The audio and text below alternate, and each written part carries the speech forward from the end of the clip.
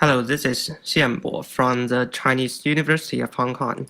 And today I'm presenting a new kind of attack called fingerprint jacking attack. And this is a practical fingerprint authorization hijacking attack in Android apps. And first of all, let me give you a little bit introduction on myself. I'm a second-year PhD student in the Chinese University of Hong Kong, and I'm from the lab MobiTech. And our lab actually did a lot of work on OAuth security before. If you are interested, you can check our previous talk, including Black Hat Asia last year and Black Hat Europe in 2016. And for me, my personal interests are mostly on web and Android application security. And I also love CTF and bug bounty, basically anything happening in the security community. And you can find me on Twitter, and this is my Twitter handle. Okay, let's directly jump into the demonstration. And you can see now, here we have a device running Android 10. And we first open an app called the Magix. Magix is a root manager app on Android. If you are an Android developer or if you are a security researcher for Android, then you may be very familiar with this one. And it is just an app that can control which apps on your device can have the root access. Suppose that your device is already rooted. Then we can see in this in our Magix manager currently there's no apps being granted the root permission. Then we open our demonstration app, which is a very simple diary app, which only have two buttons. One is to create a new diary and another to view existing diaries. Then, while the victim is using this app, suddenly he will see this interface of the lock screen. If you, like me, you use your fingerprint to unlock your mobile device every day, then you may have this impulse to put your finger onto the fingerprint sensor, right? So this is what our victim did. He put his fingerprint onto the sensor and tried to unlock the device. Then yeah, it is unlocked, and the interface is redirected back to the diary app. However, we can see that inside the diary app, it actually executes some command with the root permission. We can see it executed the ID commands and returned with the UID 0. So up to this point, you may guess what happened. Are we presenting some local privilege escalation bugs here? Actually, it's not. We're just presenting some UI attack techniques. So we can see that, go back to the Magix manager and see that inside the Magix manager, actually remember the list. Right now, the list contains our demonstration app, meaning that our app has been granted the root permission inside the Magix root manager silently. Okay, talking about the UI attack, the one keyword jumping to your mind may be clickjacking, because our attack also called fingerprint jacking. So clickjacking is a very classic attack happening in web browser, have a history like about 20 years. So basically, if you the attacker will make some malicious website, and meanwhile, underneath the malicious website, there will be some target website. So when the victim thinks he's like playing some game in this malicious website by click here and click there, what actually happens is that he's clicking those buttons in the background, which will authorize the money transfer, for example, in the online bank.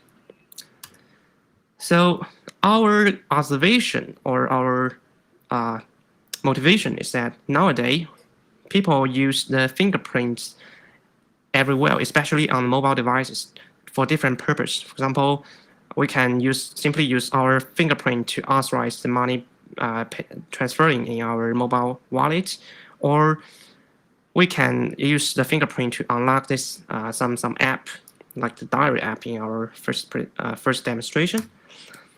So The fingerprint jacking attack we present here is basically it's a UI attack, and the target of this attack is to let the user trick the user into authorizing some dangerous actions without noticing it. So the interesting findings we want to share with you today is that first of all, we find several attack techniques to conduct this fingerprint jacking attack. And here the highlighted keyword is practical, and we'll explain later why our attack can be considered practical. And then because we find that actually in Android have some mitigation to block this kind of attack. However, we managed to bypass the mitigation in Android OS. Mentioning about the UI attack in Android, the first thing we need to introduce here is the Android activity lifecycle, which is basically a state machine model for Android activities. Activity in Android just means the window or page in Android, just UI either interface.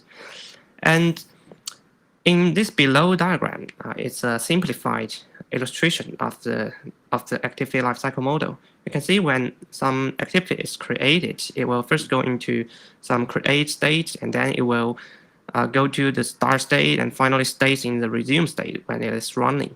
Then, after some time, when it is switching, it will switch to the background, or some other app is brought to the foreground covering it. Then it will go into the pause state. And if it is invisible, it will finally go into the stop state.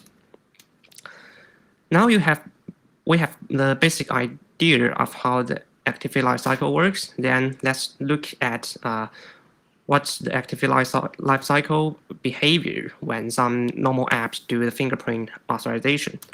Here we have some normal apps. Then when it tries to do the fingerprint authorization or authentication, it will start or launch a new activity which contains the fingerprint authorization functionality. And then this new activity, fingerprint activity, will go through the create, start, and then stays in the resume state. And later, when it is switched to the background or some other apps goes into the foreground, then it will go into the pause state. And then if it is invisible, it will go into the stop state. Well, right now, the very important question for attackers is that whether the fingerprint activity can continue listening to fingerprint inputs when it is in the foreground. And this brings up our initial idea for the fingerprint jacking attack.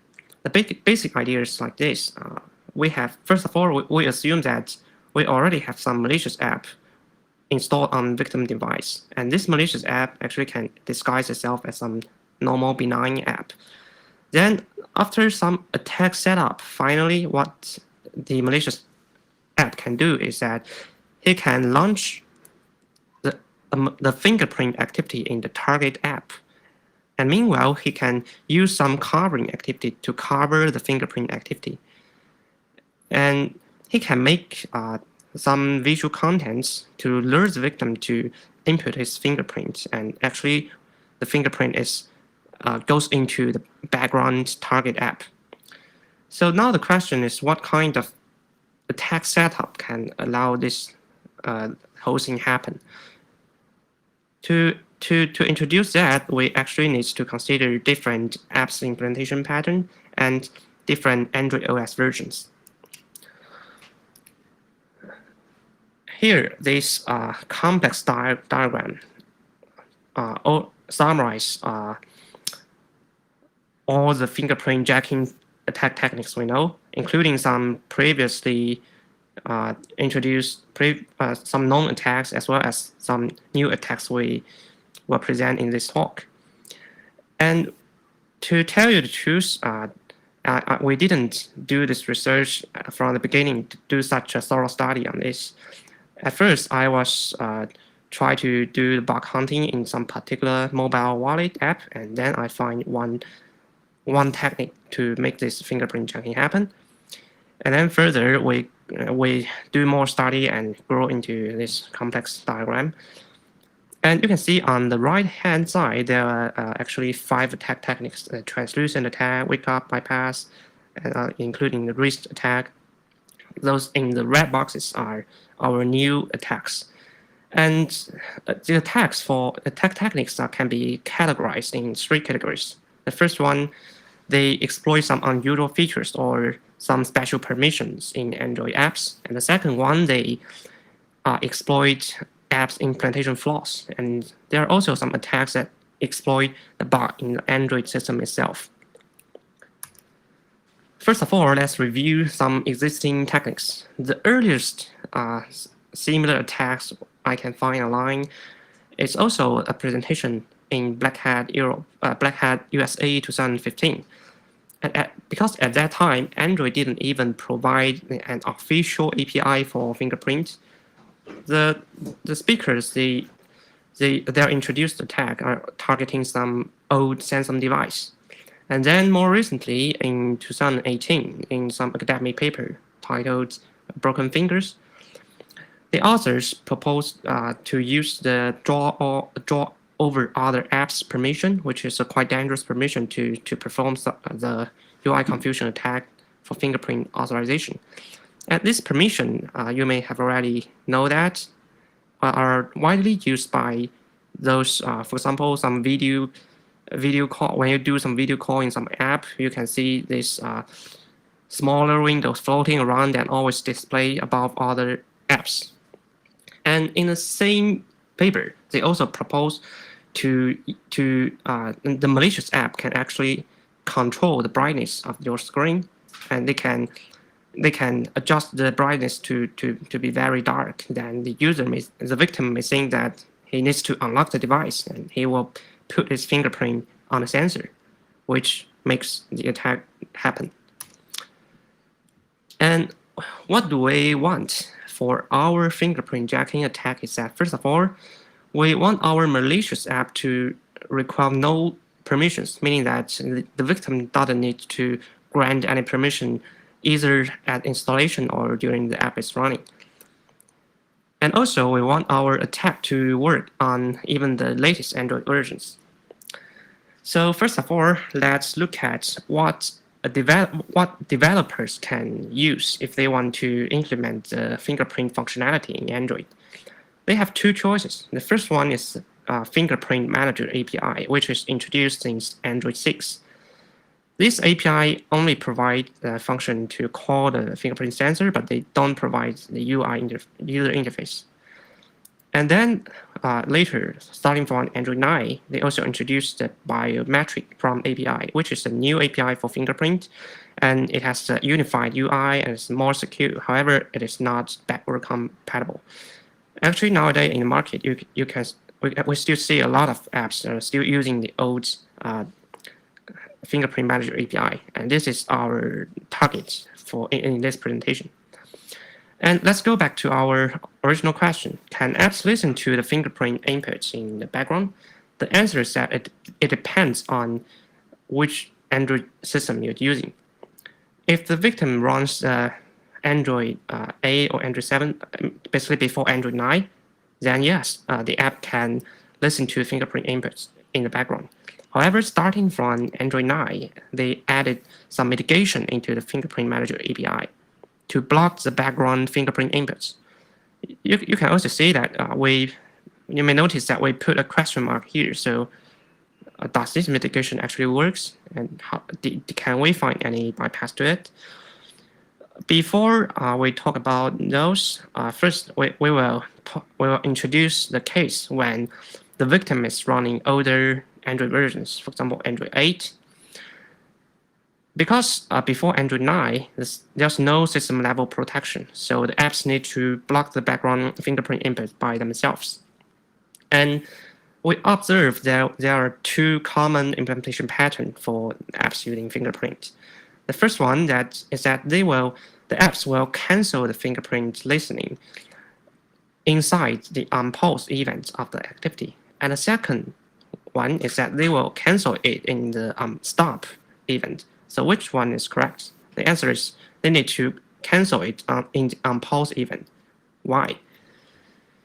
So to explain it, first we need to introduce some property for Android activity called translucent. An translucent activity running in the foreground covering some background activity, then the background activity will be considered visible by the system. And that means it will only go into pause state, but not the stop state. And this diagram shows the difference in activity lifecycle. On the left-hand side, it's a normal case where the activity 1, the background activity, starts activity 2, which is covering. Then, because the covering is a normal activity, then the background activity 1 will go into the pause state and then go into stop state as usual.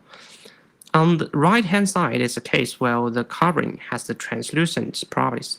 Then the background activity 1 will only go into the pause state, but not the stop state. So this leads to our first attack called translucent attack. In this attack, the malicious app will first try to launch or try to invoke the target app's fingerprint activity and let the target app listening to the user's fingerprint input. And then at the meantime, it will also launch a malicious covering, which is some prepared activity with some visual content can lure the victim to input his fingerprint. Now, because this covering has translucent property, then the background fingerprint activity, which only cancel in the stop state, will not trigger the canceling process. So it can continue listening to user's fingerprint.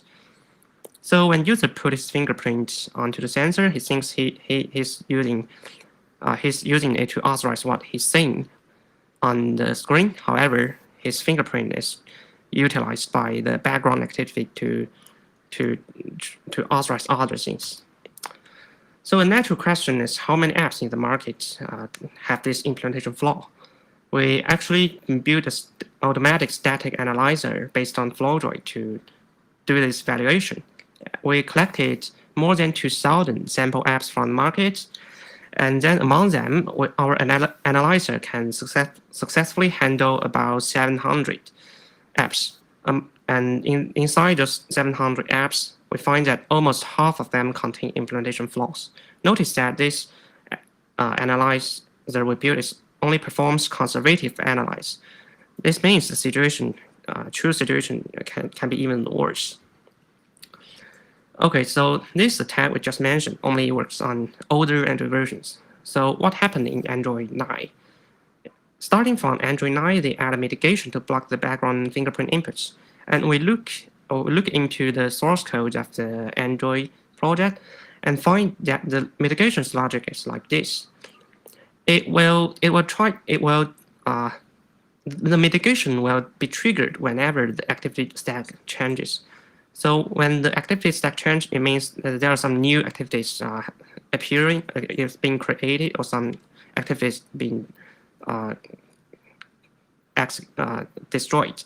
Then the system will check whether current foreground activity belongs to the same app as that app is using listening to the fingerprint inputs. If they don't belong to the same app, then the system will queue the fingerprint listener for you.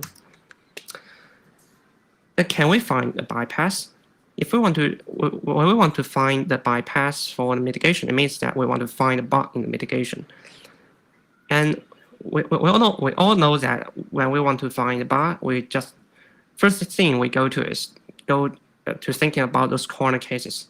So what's a corner case here? Remember that this mitigation is only triggered when the activity stack changes. So how about we first put the fingerprint activity in the background and then let the fingerprint listener start listening. Then there will be no stack change after it starts listening. So also let's recall how these developers, they usually do the implementation. They usually have such kind of fingerprint activity, and they will automatically start the fingerprint listener inside the onResume events of that activity. So this make the attackers our bypass idea trick easier. So what we want to do is that we want to put the fingerprint activity in the background and then just let it resume.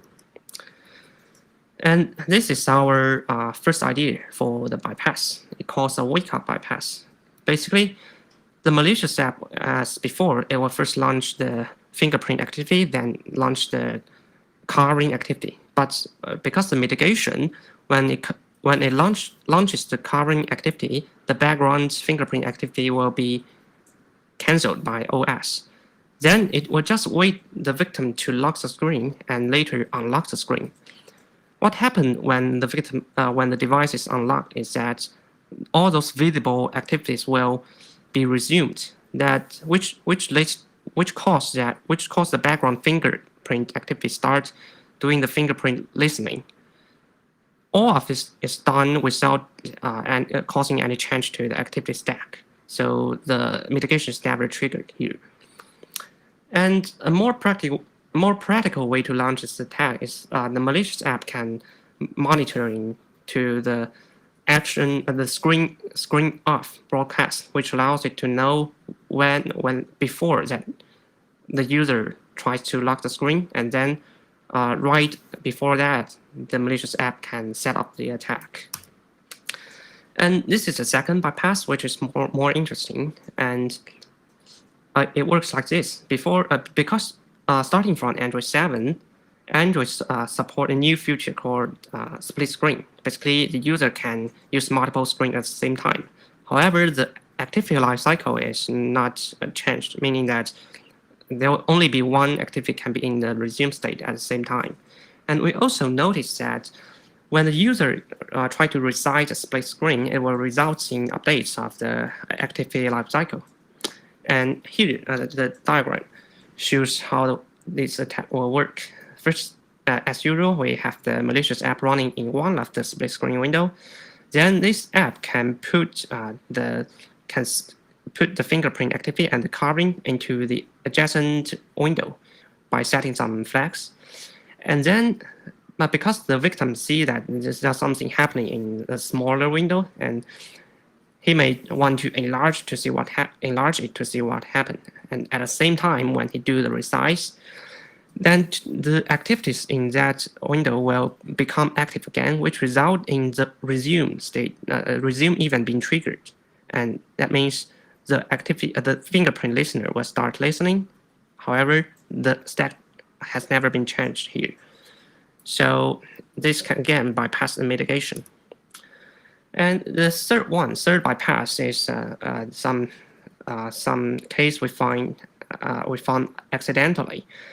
Basically, when we are doing testing this attack on some OEM ROM based on Android 9, we find that we can first instead of directly launching the car, we can first launch some activity in some arbitrary app.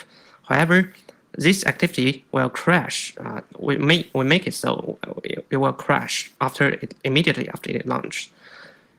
So after that activity crash, then the malicious activity at any time it can just again launch the carring. Now this time, although there are stack changes, however, the mitigation is not triggered. And because this OEM is closed source, and we didn't investigate further to understand the exact reason behind it. And okay, finally, it comes to the most powerful attack in this presentation. It's called a risk attack, which exploits some risk condition bug in Android system. And we find that if we launch two activities within a very short period of time, it may cause some risk condition in the Android activity lifecycle. And on the right-hand side, you can see it is a trace log, even trace log of Android activity. And the upper part shows the case when we normally launch a victim activity and then use the malicious carving to cover it. Then, as expected, we can see the background victim activity goes into the pause state. And In the below part, that is what happened when the risk condition bug is triggered. We can see the background victim activity only goes into the resume state. So this renders the cancellation on pause become useless, meaning that even the app have the correct implementation, they're still vulnerable to our fingerprint jacking attack. And also, because this bug breaks the Android activity lifecycle, it also breaks Android 9's mitigation. And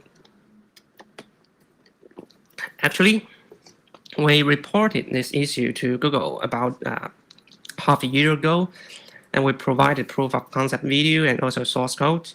Later on, they requested us to test this on the latest Android, so we installed Android 11 and proved it find out it also worked on even Android 11. Recently, we are informed that they will assign a CV ID to this bug, and also they plan to release the patch in January.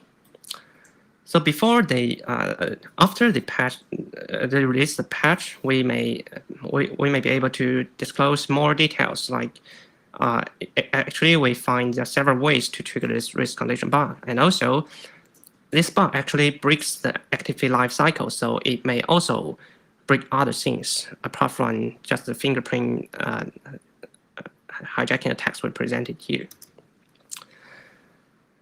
And okay, this is basically our new attack techniques. And to this point, you may think that, oh, it is not cool because you assume that some malicious app is installed in the victim's device.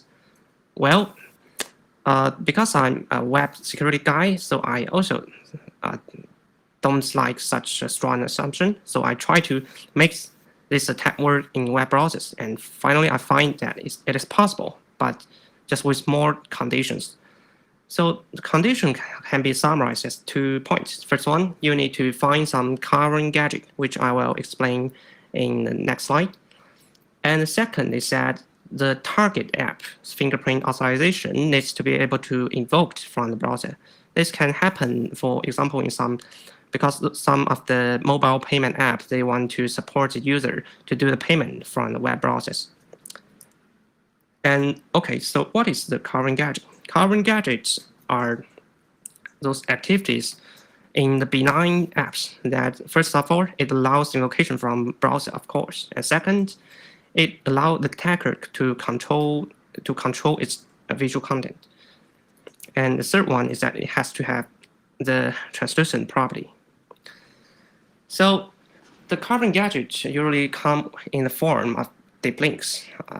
One common cases I've seen are in those bug bounty program. I've seen people can find some open redirect in WebView in some popular apps.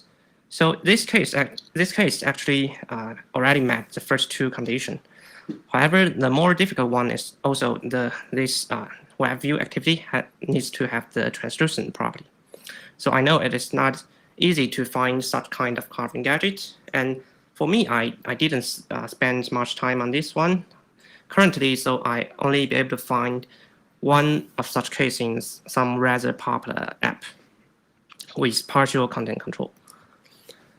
Suppose that you already have find some covering gadget, and then what you want to do is that in your malicious web page or your attack web page, you want to first use deep link to launch the target fingerprint activity. And then at the same time, you will use script to launch the covering gadget, meaning those covering activities inside existing apps. You can see that here we prepared several covering gadgets in the same attack. That's because only from the web browser, the attacker cannot know which app is installed on the victim device. So the better strategy here is that he would try all of them. Once one of them is installed, then the attack can work. And this table here summarizes all of our attack techniques as well as those known attacks. And the green cells in the table means that it is easier or more practical to launch that attack. So you can see that the most powerful attack, for sure, is the risk attack that is exploiting the Android risk condition bug. Another difference you may notice of our new attacks from those known attacks is that our new attacks doesn't require any permission, so it can be considered more practical here. Finally, some suggestions to Android developers. First of all, use the Android X biometric API, which is a wrapper for the fingerprint manager and biometric prompt API, and it has more secure implementation. And second, I suggest you to use those third-party fingerprint libraries more carefully, because we also did some investigation into those open source libraries and find some of them actually vulnerable. Finally, if you may want to check your existing implementations, and if you are using the fingerprint manager API, you may want to make sure that you do the canceling in the correct place, namely the unpause event. And this is the last part. Again, some demonstration. And this time, we will show the demonstration with the covering being set to be transparent, so you can see what happens in the background. And there will be two demonstrations. And the first one is the same as our first demonstration, just with transparent covering. And the second one is more interesting. It is it's targeting some payment app, and it also combines the touch jacking attack techniques here. So this is the first demonstration. First, we launch the Magics Manager to check the super user list as usual. We can see right now there's no app being granted the root permission. Then we launch our demonstration malicious app. And when the attack happens, you can see underneath the covering, there's the fingerprint dialog requesting user to input his fingerprint to authorize the root permission. And after user do so, then our malicious app has been granted the root permission. But the attacker, for sure, they don't need to make the covering translucent to let the victim know what happens. And the second one is the attack targeting the payment app. And we can see when this attack happens, what happens in the background is first, inside that payment app, it will first ask the user to tap some button. So this is why we need the touch jacking here to trick the user into pushing the button. And then after the user tap the button, then it's the fingerprint dialog. Need user to authorize to proceed to complete the payment. Then we use the fingerprint jacking as before. After the user put his finger onto the fingerprint sensor, the payment transaction has been completed, and the money has been transferred to our malicious app. Yeah, and this is our final demonstration, and thank you for your time. And if you're interested in this work, you may also want to check our white paper, which includes more details. And well, any questions are welcome. Thanks.